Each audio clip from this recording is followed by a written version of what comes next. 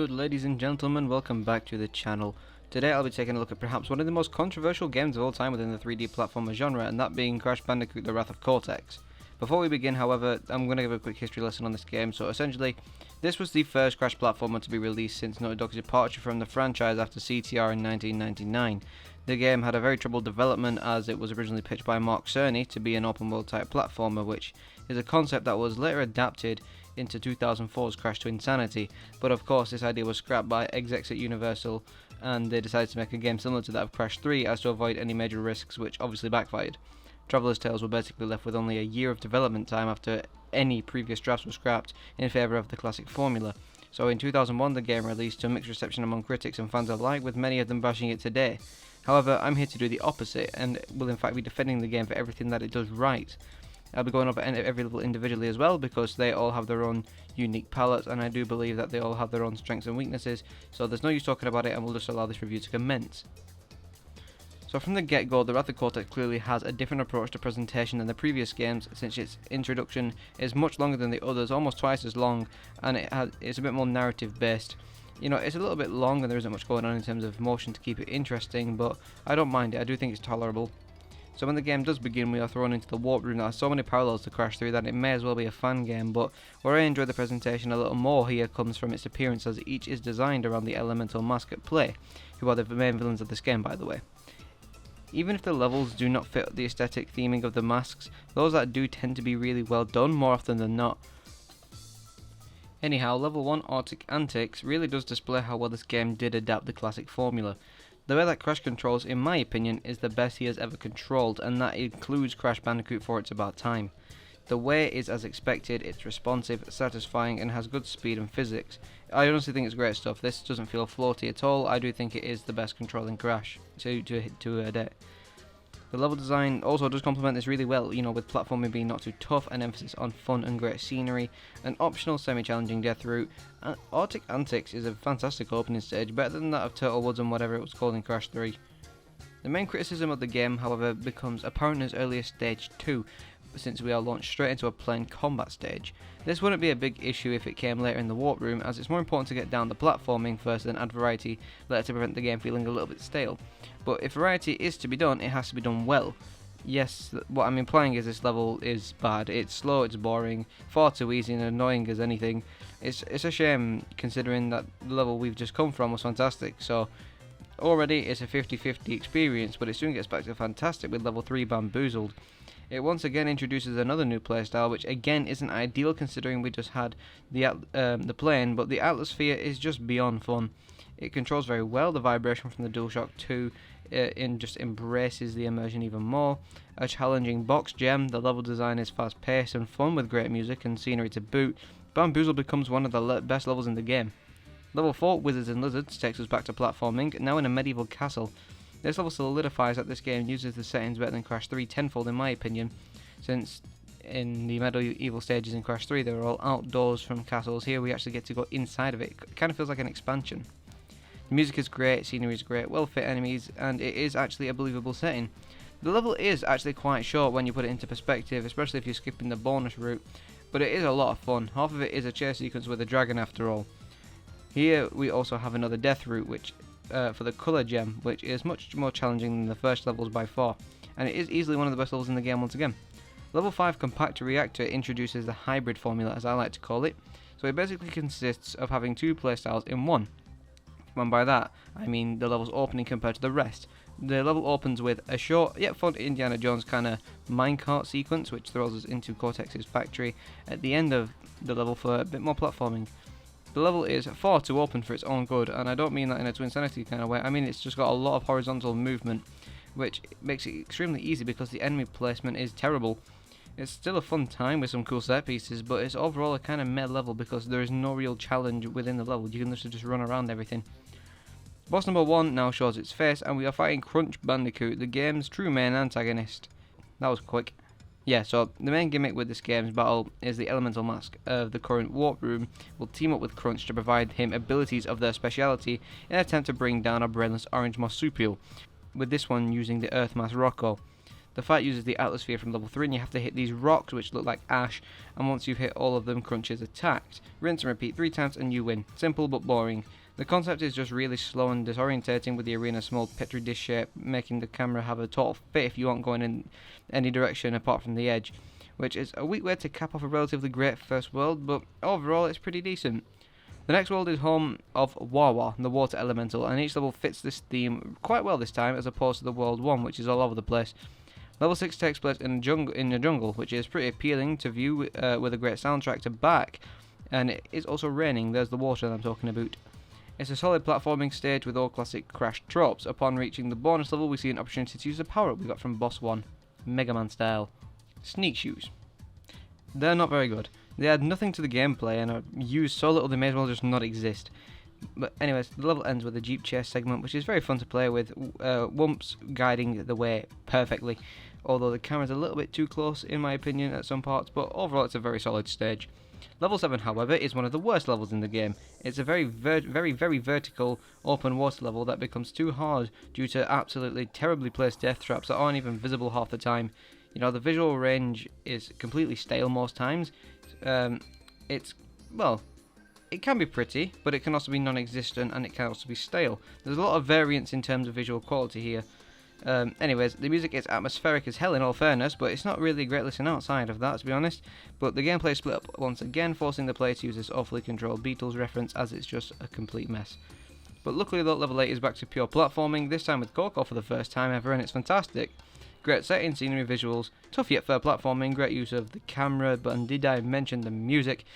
Yeah, this game has the best soundtrack in the series, bar none. Almost every track is an absolute banger, so you should just find it on YouTube and make love to it, because I have not got time to play complete segments here. Level 9 is another air combat stage, but easily the worst one in the game. It now uses slow and tedious lock-on missiles instead of the fast rapid-fire ones that the Fruit Bazooka had on top of the little wing plane that you had in stage 2. And it really does slow the gameplay down by a lot. The music kind of sucks, the visuals are not pretty at all. Enemy behaviour here is absolutely it's a mess. It's a complete mess. Like, you don't know whether or not they're going to fly around you or just kamikaze into you. It's a mess. Level 10 once more uses 2 gameplay styles, like a lot of these levels seem to be doing. This time starting with a submarine section with horizontal movement being the focus, thank Christ, but enemy placement is still terrible. This soon ends, however, and we get back to platforming in this pretty cool factory that reminds me a lot of Suarolette from Crash 2. It's a very fun level, and it's just a shame it has a really bad start, to be honest, but oh well. Boss 2 is a platforming one where you have to jump across these platforms in order to reach this giant water crunch while avoiding his attacks by either jumping, sliding, depending on the attack at hand. It's way too easy and short, but it's fun while it lasts. It's kind of like Entropy from Crash 3, just a lot easier. A weaker overall lineup of levels, but when it succeeds, it really does succeed. Into World 3 we go, which is the domain of Pyro the Fire Elemental. Level 11, the Gauntlet, is easily my favourite level in the whole game. It again uses the medieval castle theme, with a castle littered with death traps similar to that of Nighttime in Crash 1. The platforming is fun, there's great music, great setting, hard death route, and it's overall just a great time. Perfectly matches this world's aesthetic. Level 12 goes back to mediocre, however, with a Coco level that uses the 2-in-1 format. We start with some very boring platforming and end with an equally as lame scooter chase from a tsunami, which sounds cool but was executed poorly, which is a shame considering we are back in the same setting as before, and Coco did show promise, and this looks like it would fit more into the water world if anything. Level 13 is the only race level in the game outside the unlockable stages, and it is good fun, granted you don't try for a box gem as the Jeep is way too slippery and bouncy to handle suitably. It's much more fun than the bike levels in Crash 3 at least. Level 14 is home to the second atmosphere level, Eskimo Roll, and it's on par with the first, just not as fun in my opinion, but it's a lot more challenging, which makes, you know, the gameplay slower, since it offers a more puzzle-like gameplay aesthetic. Level 15, Fahrenheit Frenzy, is another hybrid stage, this time starting with a helipack from Crash 2, and it's far better this time, but it's still not great. It's a short but interesting section though, so I'll let it slide. The rest of the level is fantastic, with its fun platforming with an OST that slaps to boot, and you've got a pretty good level. Also, it's here that I noticed that the 5th level in each world is actually a Cortex lab, factory or base, which is a really neat detail that I absolutely adore, and I have no idea how I've actually never picked up on this in the past. So anyways, Boss 3 puts you in yet another hybrid scenario, but I suppose, you know, this isn't too bad. One half of the boss phase is running from Crunch, and the other one is chasing him down this time, but with a water gun attached to a mech suit. And I'm not kidding, that is the boss. It's decent, I suppose, but it's far from good. So far, it is probably the best one, but oh well. It can also be very unpredictable at times with Crunch's last-minute attacks, but yeah, a pretty decent world with some of the best set pieces in the game. But it's just a massive shame that a lot of these levels, hybrid levels, and they start quite mid, or that they don't follow the area theme very much, because it really can let it down at times and take away the immersion. And you may notice at this point just how many vehicle segments are here. This is the main reason people bash this game, for the vehicles. And I do understand the criticism though as well. Variety is good, too much of it is bad, and this game is crossing that border absolutely. The majority of it, however, is either short, fun, or both. The levels with hybrid playstyles handle the vehicles best, but they aren't all amazing by any means. But when exactly half of the levels in the game are pure vehicle and a large percentage of the other have a form of vehicle, it does get very overwhelming for a lot of people. And the reason as to why I don't mind this, however, is most of them tend to be quite fun and do serve as a good distraction from the platforming. Even though I prefer it to all be platforming and only very, little vehicle, I can at least appreciate that they do remain fun for the most part. The next elemental mask in this lineup is Lolo the Air Mask. Snow Mask? I don't know. Level 16 is another hybrid Coco stage, and this one is really weak. The stage design is bland as a boring platforming. The music's kind of fitting, but yeah, I don't know, it's not my type. The snowboarding section at the end is fine enough, I suppose, but everything else before it is just bad. This level sucks. Level 17 is where even more problems spring up, unfortunately. The monkey bars make a not so triumphant return here, because they are just incredibly slow. They're far too slow. Just look at this, with questionable enemy placement to go with them as well. These things go on for far too long in this level. The rest of the level does have decent platforming until we do reach the mech, which looks like the Prowl Order from Alien, to my surprise. But anyways, it's a cool reference. The platforming does become stiff, the fruit bazooka attached is bad, and the rest of the level becomes a bit of a slog unless you're going for a relic, which can make for a good speedrun challenge, considering that if you come to a standstill to jump, you will take longer to jump. But if you're just continually holding forward, I suppose it is actually kind of nice. It can be relatively fun. I just wish that it was kind of like that the whole way through, to be honest with you. Level 18 is our final combat stage, and this time is with Coco, and it's certainly the most interesting and challenging. It's still not great, but it's certainly better than the other two. Level 19 goes back to the absolutely terrible vertical water formula mixed with the submarines and absolutely horribly placed death traps. This is the worst level in the game, bar none, and I honestly cannot be bothered to talk about it, so we're moving on. And then level 20 stops pissing me off and goes back to pure platforming, and it's a very fun and well designed level with fantastic music, as a matter of fact. The monkey bars do pop again, sadly, and it's only brief, I understand, but it feels like it goes on for much longer because of how slow they are. I do think this is a very solid end to an otherwise kind of mixed world, but I don't know, I think we all do get our kicks out of a lot of different things, but the majority of this world I do enjoy. It's good to revisit, but the final level, level 20, is easily my favourite in the world. Boss 4 is mediocre at best. It's an engine clone from Crash 3, and it clearly shows. It's slow paced, drags, no interesting visuals outside Crunch himself, and music that does not bother to keep you interested. So if this boss doesn't care, so why should I? It's a very poor lineup, but I suppose when it is good, it is really good. Our final world has a space theme, I suppose. I'm guessing it might represent the Cortex Vortex. Level 21, Crash and Burn, was one of the most marketed levels and was part of the first prototype, and for good reason. This platforming is amazing. It's got great level design, theme of scaling as well, with an erupting volcano as you go, great music, difficult death route, semi-difficult box gem. It's great stuff. One of the best stages in the game, absolutely, and I'm really curious to see what this game would have been like if it did stick to open world and this level remained finished. I reckon this could have been a fantastic level. Level 22 Gold Rush is also just as good, with some tricky platforming that remains fun, with the occasional railroad handcar gimmick that is decent, I suppose. It's just a little bit slow. There are more terrible monkey bars and the level is very long, but it's a good challenge even with a hard death route, I suppose. It just goes on for a little bit too long, and I do think the handcars do drag it down a tiny bit. Level 23 is our final ball level of the main game, and it's great fun. The level had music issues in the GameCube port, however, as it uses music from level 11 for some reason, I don't know why. But the stage is packed with some difficult navigation challenges, fast-paced slopes, tubes, and all of that amalgamates into a very fun challenge. Level 24 is another spaceship themed level, similar to that of 17, but it's far worse. It's slow paced, it's got a terrible use of the monkey bars, poor platforming challenges, and poor use of the mech, but at least it has a fun chase sequence, but outside of that, this is probably one of my least favourite levels in the game.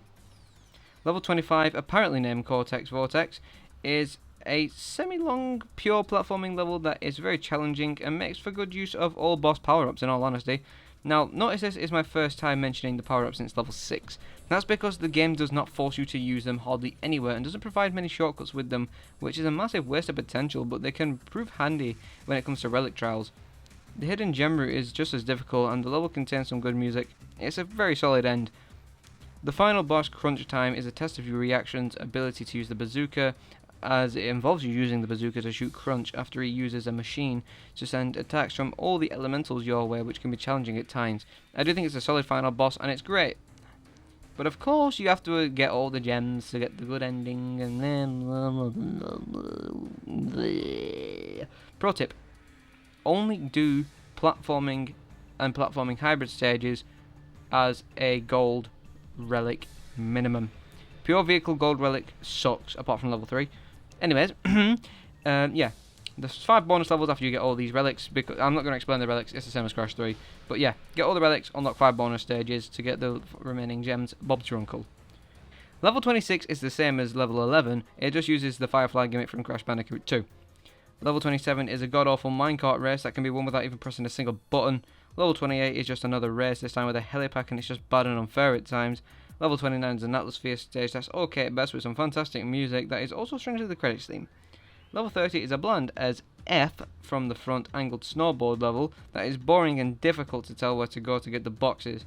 So as you can tell, I've just put this in a very short format, so too long didn't read. These levels are a mess and they're an absolute joke. So with all of this I've just gone over, the game sounds like a mess. But to summarise, the sheer amount of variety in level design, locations, is just great all the way through. I don't care. It keeps the game feeling fresh. The vehicles are a mixed bag, but the majority of them are fun and provide an interesting change of pace. With the platforming feels fantastic to play, but has elements that are bogged down completely sadly, but it easily has the best OST in the series. My personal favourite models, as well as simple enough story to just pick up and get along with, unlike Crash Bandicoot 4, which attempts a bigger narrative, which I wasn't a fan of. The Wrath of Cortex is a radically varied Crash game to the point where I can see understanding the main criticisms of the game that most people have, but for me, the Wrath of Cortex adds so much fun and variety into an existing formula. Even if done a little worse in some places, it allows the game to feel fresh still, and it allows it to feel fun and just entertaining every single time I play it. The game is highly underrated and doesn't deserve the hate it gets in my opinion. It's my personal favourite game of the series after all, and it's just so much fun to play, which is the core of Crash to me. So yeah, sure, it may be weaker here and there, and it might not have the best story, but at the end of the day, I want an experience that I can just pick up and play and enjoy it as much as I can every time. And when it comes to Crash Bandicoot, the Wrath of Cortex just gives me that every single time without fail.